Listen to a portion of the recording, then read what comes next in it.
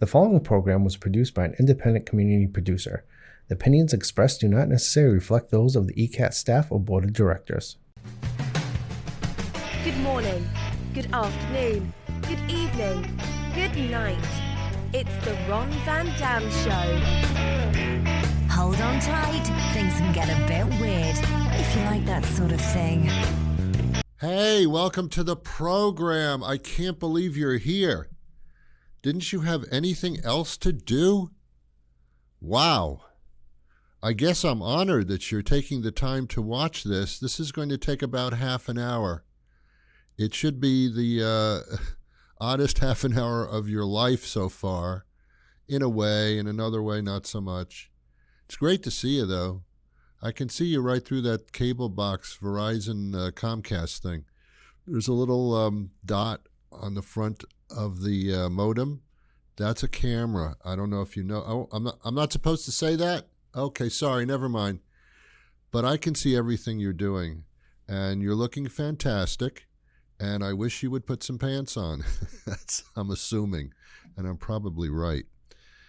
I am Ron Van Dam. That's the name that they gave me when I was born. The last name was pretty much all set in stone. The first name, my parents decided upon that amongst themselves, and they said, let's choose 3 letters and make it snappy. So they said, Ron, thank you. And that's what I've been living with. I've been doing radio for 35 years now. I know. Did a little television in there for 23 years.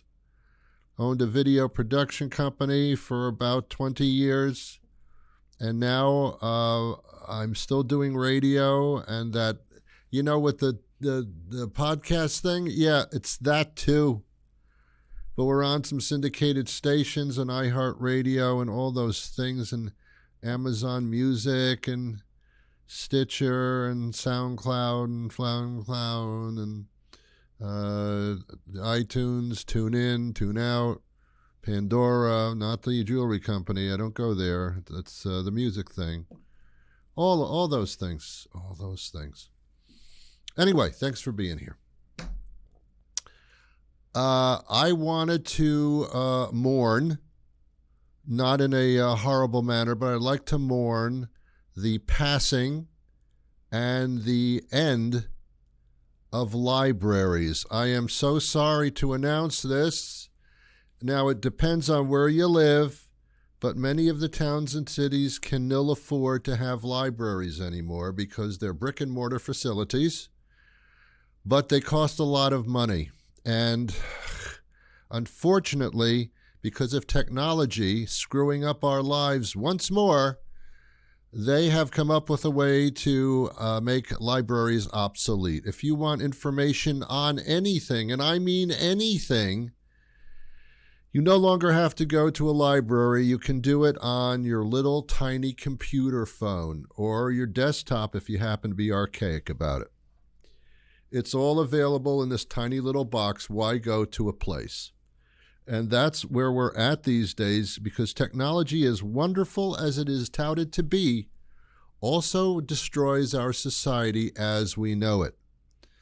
The lesser amount of libraries is just the beginning until we completely make that. It'll be like the telephone booth. You don't see those anymore, and if you do, it's an iconic piece of art. Otherwise, they're gone. Same thing with the libraries. Now, in your town or city, maybe nothing's happened yet, but I guarantee you in the near future it will, because what's the point? Just as technology has ruined our social lives by taking away the one-on-one conversation aspect of life and turned it into a television screen interaction, so be it with the AI, that steak sauce. Well, I'll say one. That AI thing where, hey, you won't even need me anymore. If it's radio, it'll be a voice. It doesn't have to be me. It can be a robot that I programmed to be me. I've been to the movies and I'm watching these action thrillers. They're jumping out of helicopters and skiing off of cliffs and into the air and jumping out of planes, without a parachute, and jumping out of buildings, and go, whoa, how did they do that? They didn't do that. It's AI. It's been graphically created. So now don't be so astounded anymore because nobody did it really. So it's just taking away from everything, even photographs. These beautiful photographs that I see on the walls in some museums and in other places, these beautifully shot photographs in magazines, like, oh my God, what an incredible photographer that is. No. The person just framed the damn thing, which you can also crop, by the way, to make it frame perfectly. I can't even talk. Why should I be here? Because I can't even talk. They can make it more colorful. The colors don't really exist. They can correct the colors. They can correct the sharpness. They can clean it up. They can take a photograph and make it something other than what they really shot, more toward what they really would want it to be. And then they display it. Here's a photograph I took. You didn't take that. You fooled with it and you made it that way. Graphically, you may be talented to take a picture and make it better than it was, but a photographer, I'm not sure you're a photographer anymore. This has all been changed for us by this artificial intelligence, robotic stuff. It's all gone. And you're slowly watching the death of it. You recently watched the death of the printing industry. Not happening. There are no more printers, really. Very, very few, if there are any. Everything that they used to do, you can do at home. I used to have a video production company. We did some incredible videos of commercials and weddings and all kinds of stuff. Now, this little thing, better quality than that was. Sure, you can't hold this steady, but, nonetheless, the quality is absolutely unbelievable. You don't need the professional videographer anymore. Very rarely would you. So, kids, am I celebrating the downfall of society? No, you did it to yourselves. You allowed it to happen.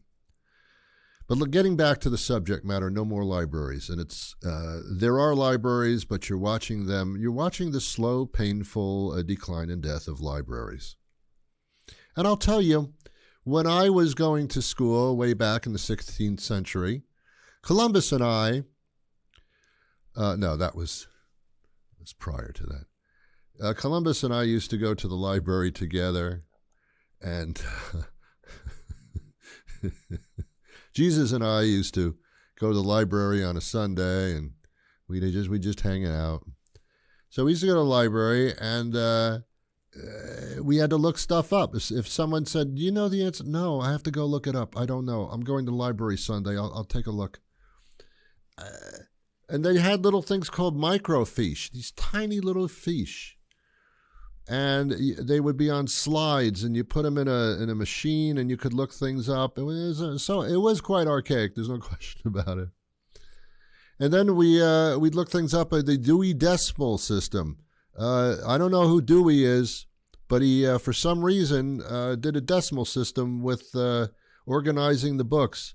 I don't know how mathematics, like a decimal system, and books go hand in hand. I would have opted for, let's say alphabetical. How about that idea?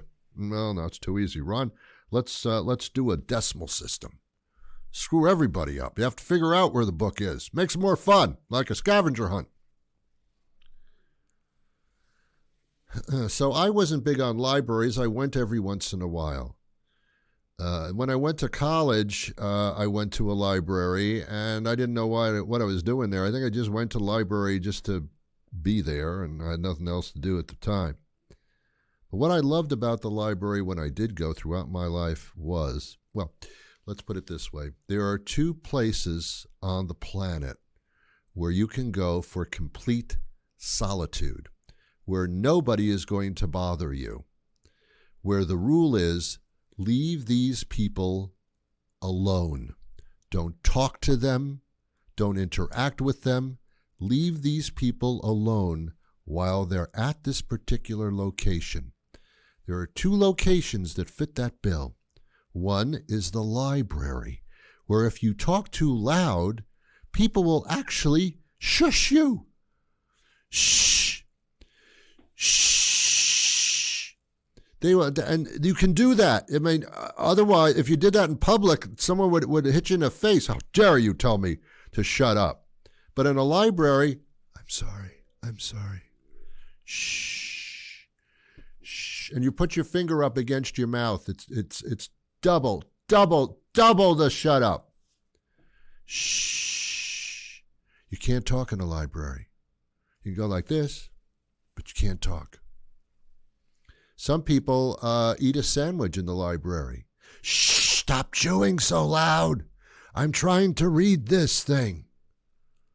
I'm trying to read my microfiche. Shh. You can sit there and nobody's going to bother you. No one's going to tap you on the shoulder. No one's going to do anything to you. And if they do, they're going to whisper. Oh, I love whisper. It's kind of sexy in a way, isn't it? Hey, hi, can you help me find a book? I have the decimals. Can you help me find a book? It's so sexy. Library, they just leave you alone. You can sit there and it's peace and quiet. All you can hear is the heating system or the air conditioning system. That's it. And people in there they're not doing stupid things. They're not fidgeting. They're not building things. They're sitting and they're reading. They're unto themselves. They're going to a higher level unto themselves, and they're all quiet about it. What a lovely, I don't care about the books in the library. I just love the concept of a building where you have to shut up inside. Shut up buildings is what they're called. The other place you may ask, Ron, my name being that, is what's the other place where you have complete solitude? Is it the solitude of freedom? I don't know what you're talking about. No, it's your bathroom.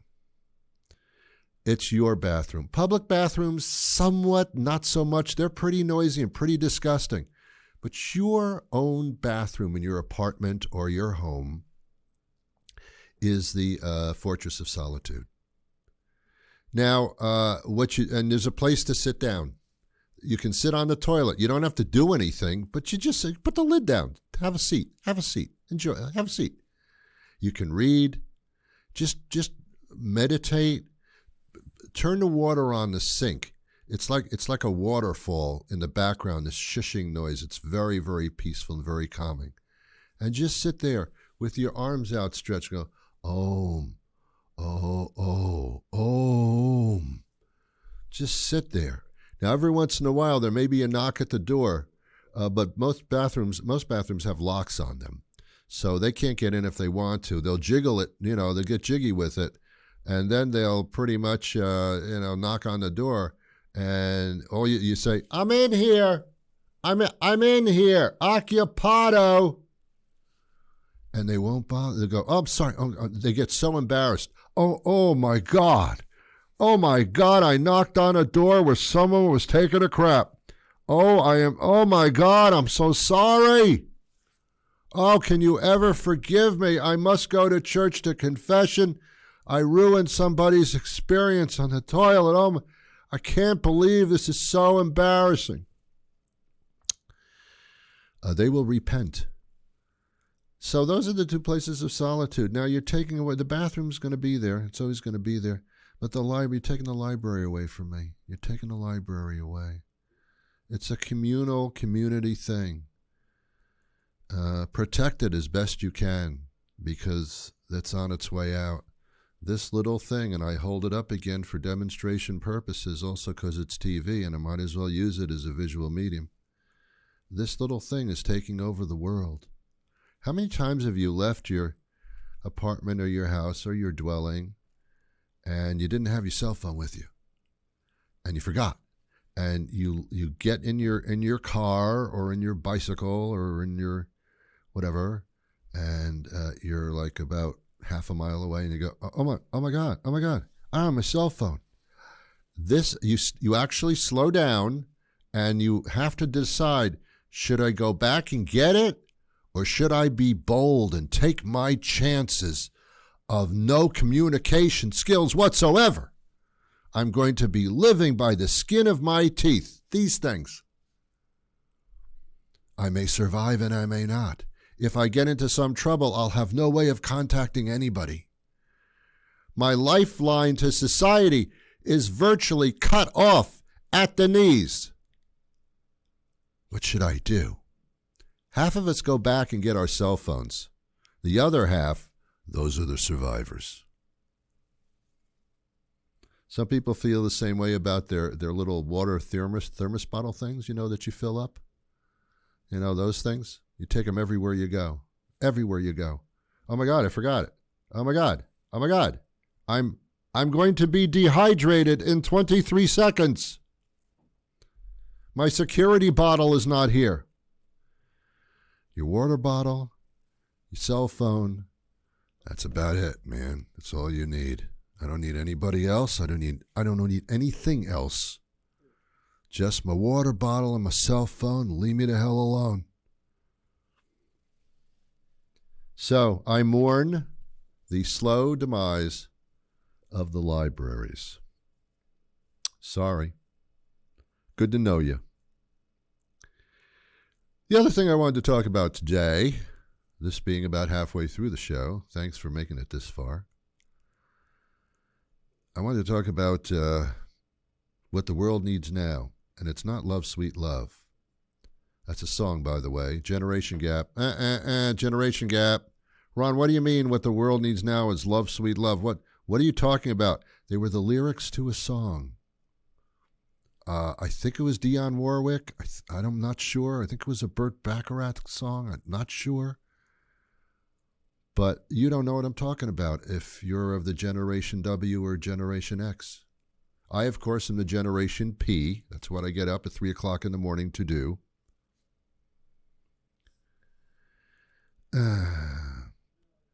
Anyway, what the world needs now is not Love, Sweet Love. It's anger management. We need therapy. The world needs intensive therapy, where the mode of social interaction is war. The mode of entertainment is violence. And the hope and the future is pretty much, I don't know what's going to happen. I don't know. What about the economy, the stock market? I don't know what's going to happen. What's going to happen over the next 4 years? I don't know what's going to happen. That's anxiety, tenfold. What the world needs now is mass therapy. I know a lot of you are waiting for Jesus to come back. I'm waiting for a therapist to lower his prices or her prices so that I can go into therapy, because I don't know what's going to happen. Certainly during these next 4 years, I don't know. I have no. I think I know, and I don't want what I think I know. These 4 years are kind of what I call a 4-year-long colonoscopy, where something's going to be up my butt for 4 years, and I can't do anything about it until it's over. They've tried to sedate me for 4 years in order to get the procedure done. That's what I feel like. But do I need therapy, or should I be the therapist? Should I take a role in society at this moment in my life, as I have on the radio for these many years? Should I be a therapist? I kind of thought when I was younger I wanted to be a therapist, because when you're on the radio as a talk show host, I used to, for the morning shows that I did over those decades, I would take phone calls from listeners, and you would kind of like be a therapist because they thought you knew everything, when indeed I knew very little. I had producers behind the scenes who knew a lot of stuff, but I didn't know that much. But it sounded like I did. And I guess through doing all these interviews, I've done thousands upon thousands of tens and tens of thousands of interviews over these many years with these expert guests, and that kind of thing. So I guess I know a lot of stuff. So I could be a therapist. but I don't want to be. Why would I want to take on everybody else's problems when I literally don't care? Now, to be a therapist, I have a theory. I don't think you should have the ability to care about anything. Because if you did, and you listen to all these people's horrifically uncontrollable problems, then you'd be bringing them home with you. And how was your day at the therapy office today? Oh, I met like 10 people who want to kill themselves. But good, what's for dinner? I don't know how you do that. I thought I was really good at separating myself from reality, but I guess I'm not that good at it, because I would take those problems home with me. I would care about people who had these extreme problems, and the fact that they're sitting there across from me thinking that I'm going to help them.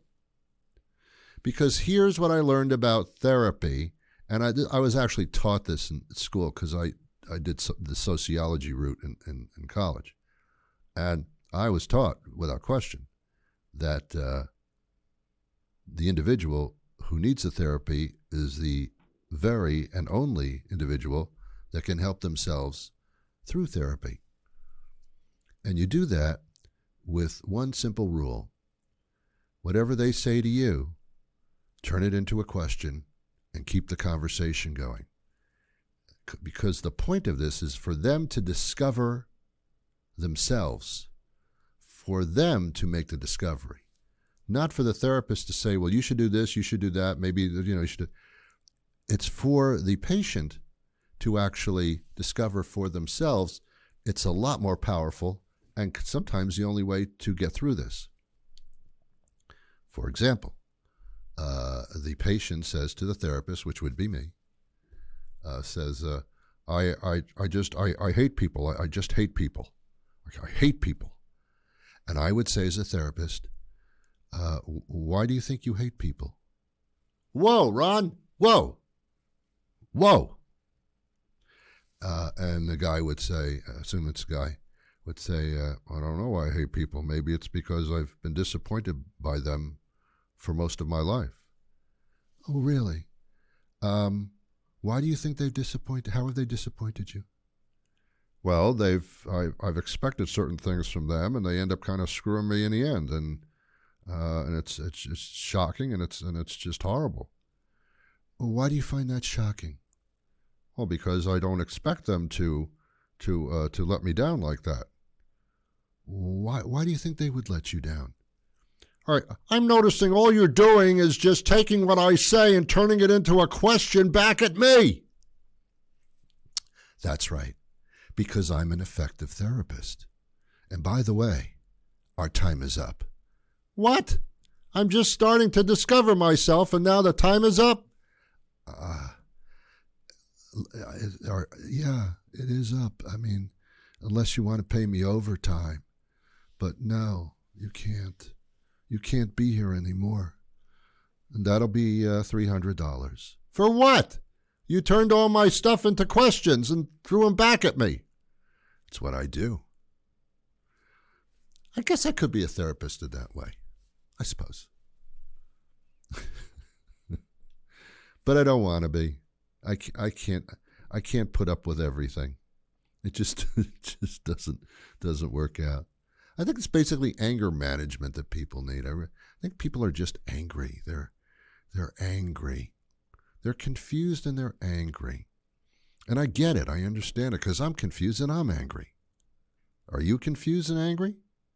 Are you just angry and not confused? Are you just confused and not angry? There's combinations to this, and it depends on where you're at. But I can't help you. I can make believe that I care. See, to be a therapist, I think you have to be a theatrical performer. By the way, if you're actually a psychologist, psychiatrist, social worker, don't take this personally. This is a satirical comment show. It's leans on comedy just a bit. I'm not serious about most of what I'm saying. Some of it I am, but most of it I'm not. I'm not downing your profession in any sense. I do think that it's, I know you went to school for it and all that stuff, but, anybody can do it. Anyway, I do think you have to not care so much, because if you cared too much, it would be too much. It's like a loving person who loves animals should never work at a shelter, at a one of those places where where they send the dogs, the place with the kennels, and if nobody takes the dog, then the dog could be perished from the earth. You would take all the dogs home on a regular basis, and then you'd have 72 dogs in your house. Those people should not be working at one of those dog shelters. Should not be doing that, because it's just a stupid idea. It's just stupid. It's not a bad idea. It's a stupid idea. We do a lot of stupid things. I think one of the greatest presidents, and I know what you're going to say. Leave me alone, though. I think one of the greatest presidents of modern times was Barack Obama. What, Ron? Are you serious? Yeah. You can't really judge a president on what they did, what was happening when they were in office that they had nothing to do with, but now they had to fix it. You can't blame them for that. So I can only go by the demeanor. And Barack Obama was cool. I mean, maybe you don't think so, but I do. He's just, no matter what the problem was, he moved on. He was just, put you in a frame of mind where it's cool. It's going to be cool. It's going to be cool. He loved life. He faced many incredibly horrible challenges, but he put on those sunglasses, man, and just made it through. Biden put on the sunglasses, not so much as the effectiveness of Obama was just like, oh. And his wife, incredibly intelligent woman. Sometimes the wives, because we haven't had a female president yet, but the wives of the presidents were very frequently more intelligent than the presidents were. Have you noticed that? It's almost like it should have been the other way around a lot. Michelle Obama, she would have made an okay president. Yeah. Jill Biden, she would have been all right. I'm looking at it and I'm saying, well, maybe they should have just said, why don't you do this for a while? And maybe it would have been better. Who knows? But I thought Obama was pretty good.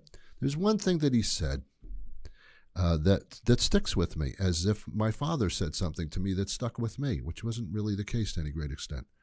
But Obama said that when you make a mistake, it's a teachable moment. Oh, Barack, you're right. Don't feel bad about you making a mistake. Take it as a learning tool and become better because of that mistake. Wow, man, that's cool. The president now is the opposite. The president now says, I don't make mistakes, because when you admit that you did something wrong, that's a sign of weakness. Opposite. Also, in the case of the president right now, if the wife were the president, as much as it really could be better, probably still not advised. So I am confused. I think we all need therapists. This was a little political. I realize that, so whatever.